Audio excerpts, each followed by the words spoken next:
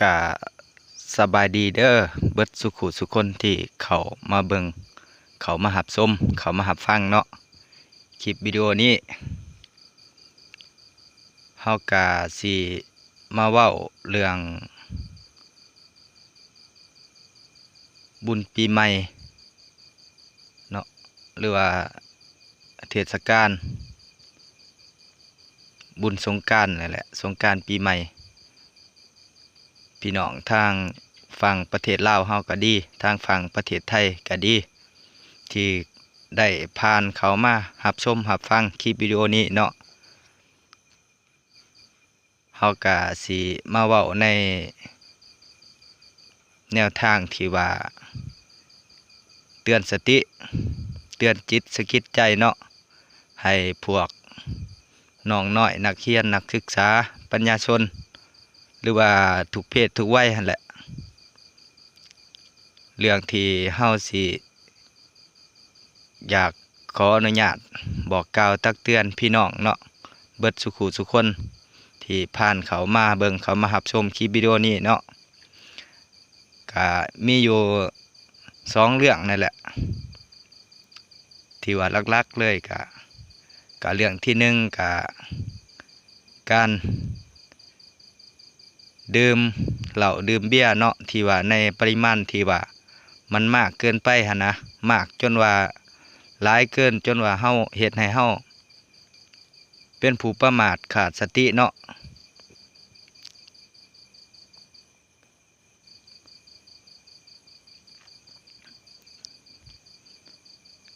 ให้ลงเนื้อลืมตัวเนาะและก็เรื่องที่2ก็เรื่องการขับขี่ยานพาหนะเนาะบ่ว่าสิเป็นรถจักรรถเครื่องขนาดน้อยขนาดใหญ่2ล้อ4ล้อหรือว่ารถบรรทุกต่างๆหั่นนะก็อยากให้รักษาความไวเนาะให้อยู่ใน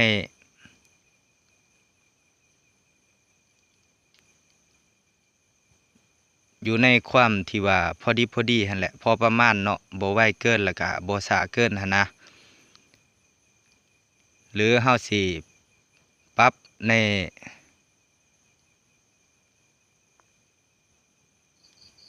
ตามความเหมาะสมในแต่ละเขตละบอนหั่นนะเขตชุมชนแบบนี้แบบว่าเขตที่ว่ามีคนหลายบ่หรือว่าถนนโล่งเฮาก็ขับอีกแบบหนึ่งปรับความไวอีกประมาณหนึ่งเนาะหม่องคนหลายเขตชุมชนหมู่บ้านเขตตัวเมืองจังซี่เฮาก็ลดพรความไวลงเนาะก็เพื่อผู้ใดล่ะเพื่อความปลอดภัยของเฮาผู้ขับขี่เองและก็ผู้อื่นนะที่ว่าย่างไปย่างมาใส่รถใส่ถนนนำกันหั่นแหละก็ระวังผู้อื่นเป็นห่วงผู้อื่นก็คือกันกับเป็นห่วงตัวเฮาเองหั่นแหละเฮารักษาความปลอดภัยให้ผู้อื่นเฮาบ่ขับไว้ย้านบางเทื่อผิดพลาดมาหั่นเด้ผู้อื่นก็สิได้ความเดือดเนื้อร้อนใจบาดเจ็บเนาะหรือว่าถึงแก่ความตายแล้วก็เฮาเองก็สิได้ปลอดภัยพร้อมเนาะก็มีแต่เป็นประโยชน์ทั้งเฮาเองและก็ผู้อื่นเนาะเว้าเรื่องการขับขี่ยานพาหนะเนาะก็บ่ควรสิขับไวเกินไปเนาะ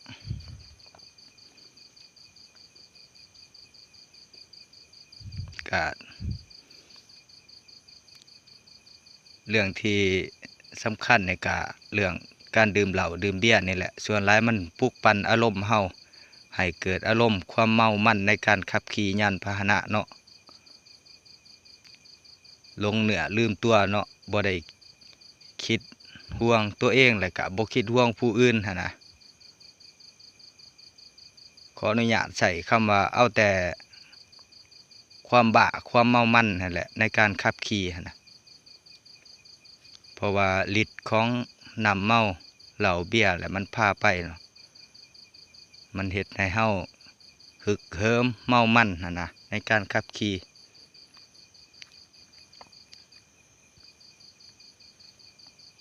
สำหรับเรื่อง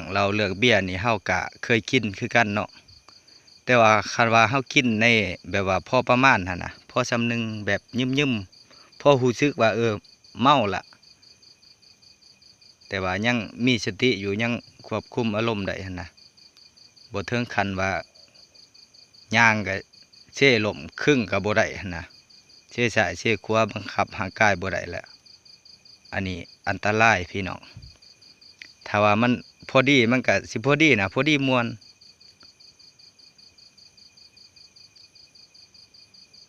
กินหลายเมาหลายมันก็ปวดหัวแล้วก็เฮาสิขาดสติเนาะควบคุมเรื่องทางกายก็ควบคุมบ่ได้แหละคันว่ามันเมาเกินแล้วก็การเว้าการจาเฮาก็เว้าไปบ่จักถีบจักแดนแหละจักผิดจักถูก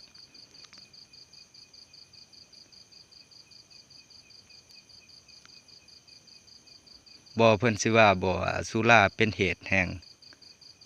ความประมาทหรือว่าในขวดเพิ่นก็ระบุไว้เลยแล้วเพิ่นเขียนไว้หั่นนะเป็นเหตุแห่งการทะเลาะวิวาทอหยังเพิ่นโฆษณากะถูกกะบ่ได้ห้ามพี่น้องว่าบ่กินช่วงสงกรานต์เนี่ยบ่กินผู้ขายก็บ่ให้ขายถ้าเฮ็ดได้มันก็ดีเนาะผู้ใดเฮ็ดได้ก็ดีแต่ว่ามันก็มีผู้เสียประโยชน์เพิ่นก็สิบ่พอใจหั่นแหละโดยเฉพาะกะพวกแม่ค้าชาวขายหั่นนะเพิ่นก็ขายบัดนี้ผู้ที่ว่าได้โอกาสซะมักดื่มสิ่งเสพติดของมึนเมาประเภทเหล้าเบียร์นี่กะคันว่าเพิ่นบ่ขายในช่วงสงกรานต์นี่กะอยากเครียดอยากหายหั่นแหละบ่พอใจหั่นแหละมันกะบ่เป็นผลดีเนาะกะอยากให้พี่น้องอยู่ในความพอดีหรือว่าอยู่ในความพอประมาณหั่นนะในการดื่มการกินเหล้าเบียร์กะพอประมาณการขับขี่ก็อยู่ในขอบเขตความพอดีความพอประมาณในแต่ละสถานที่เนาะ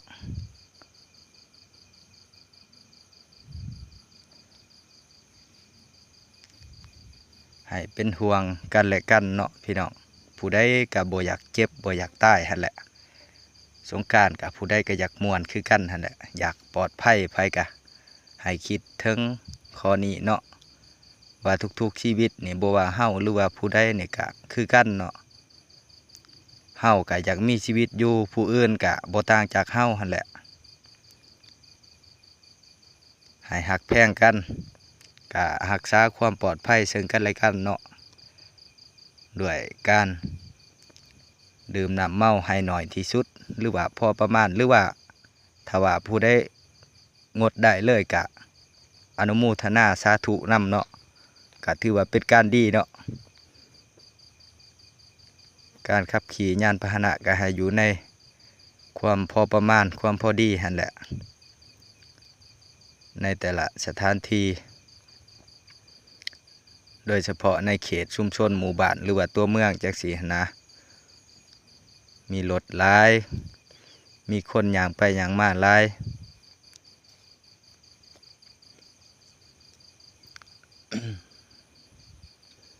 ก็อยากฝากไว้เนาะให้ผู้ที่ว่าได้รับชมรับฟังเนาะที่ว่าได้ยินได้ฟังแล้วก็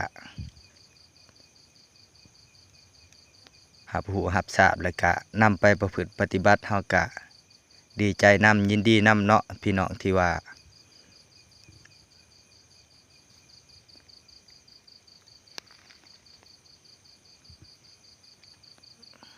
รักษาความปลอดภัยให้กันและกันเนาะ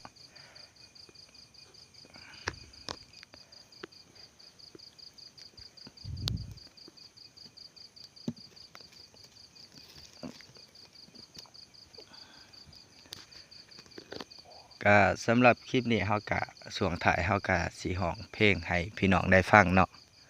ก็สิเป็นเพลงของไอเสกโลโซคือเก่าหั่นแหละเพลงส่วนหลายที่ว่า เพิ่นมักเปิดมักห้องในช่วงสงกรานต์เนาะคิดว่าสมัยซุมื้อนี่ก็ยังฮิตอยู่เด้สำหรับคนที่ว่าเขาอยู่เมืองกรุงบ่อยู่เมืองหลวงของประเทศไทยประเทศลาวก็สิคิดฮอดพ่อแม่เนาะผู้ที่จากบ้านภาคเมืองไปไกลหันนะเฮาก็สิร้องเพลงแม่ของเสกโลโซเนาะที่ว่าเพิ่นนิยมเกือบสิ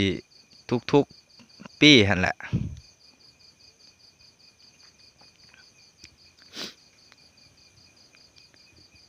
การได้กลับบ้านกลับเมืองไปรดน้ำดำหัวผู้เฒ่าผู้แก่พ่อแม่เนาะผู้อยู่ทางบ้านเนาะไปกินข้าวร่วมผ้าจังสิบางหมู่บ้านคือแถวประเทศลาวเฮากะลูกหลานกลับบ้านมาพังผู้เฒ่าผู้แก่พ่อแม่ทางบ้านเพิ่นกาสิพากันทำใบายสีสู่ขวัญเนาะผูกขวัญแล้วก็กินเลี้ยงสังสรรค์กันเล็กๆน้อยๆหั่นแหละตอนรับลูกหลานเอิ้นขวัญลูกหลานถือว่าเป็นการอวยพรหั่นนะให้กำลังใจซึ่งกันและกันเนาะเจ้าผูกแขนข่อยอวยพรข่อยผูกแขนเจ้าอวยพรเจ้าหั่นนะจังสิสำหรับถ่ายคลิปกะสีห้องเพลงจักหน่อยเด้อมวนบ่มวนกะอย่าว่ากันเด้อพี่น้องเด้อให้ฟังเอาความหมายใจความของเนื้อหาสาระในบทเพลงของเพิ่นเนาะที่เขียนแล้วก็ห้องขึ้นมาเกี่ยวกับแม่เนาะ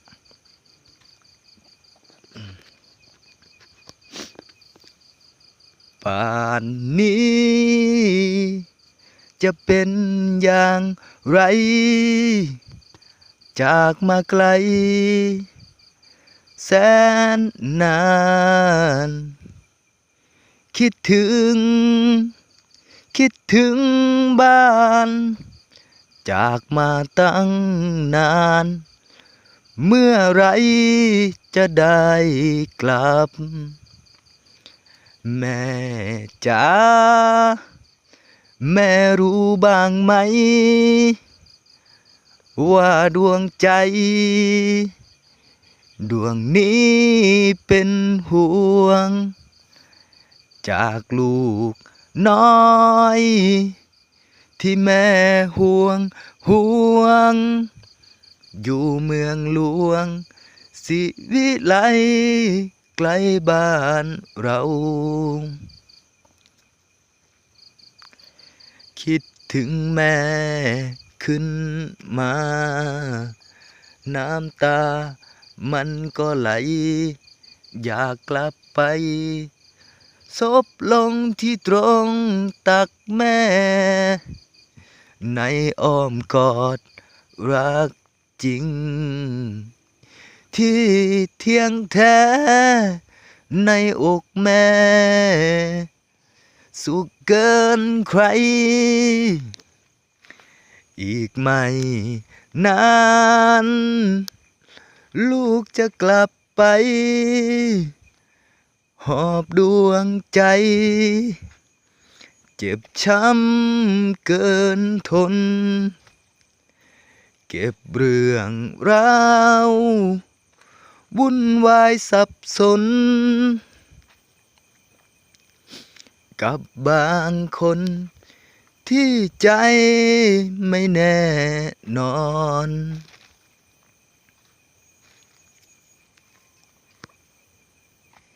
คิดถึงแม่ขึ้นมาน้ำตามันก็ไหลอยากกลับไปซบลงที่ตรงตักแม่ในอ้อมกอดรักจริงที่เที่ยงแท้ในอกแม่สุขเกินใครอีกไม่นานลูกจะกลับไปหอบดวงใจ เจ็บช้ำเกินทนเก็บเรื่องราววุ่นวายสับสนใจที่วกวนของคนในเมืองกรุงลืมเรื่องบางคนไปซบลงที่ตรงตักแม่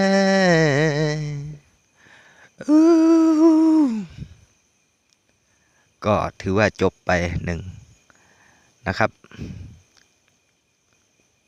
ก็ฝากท่านผู้ชมท่านผู้ดูท่านผู้เบิ่งนะครับฝากกดไลค์กดแชร์เด้อพี่น้องเด้อและก็กดติดตามช่องให้เฮาแน่ก็สำหรับการร้องเพลงก็ม่วนบ่ม่วนหรือว่าผิดพลาด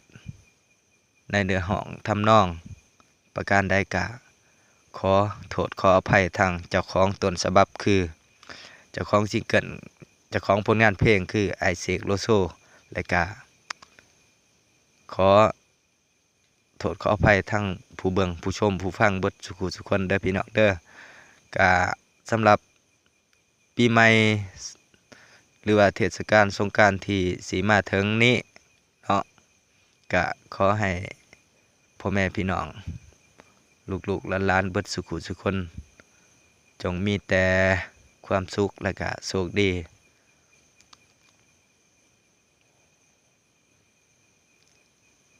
เบิดสุขุสุขคนเด้อพี่น้องเด้อสำหรับคลิปนี้ก็ขอกล่าวคำว่าสบายดี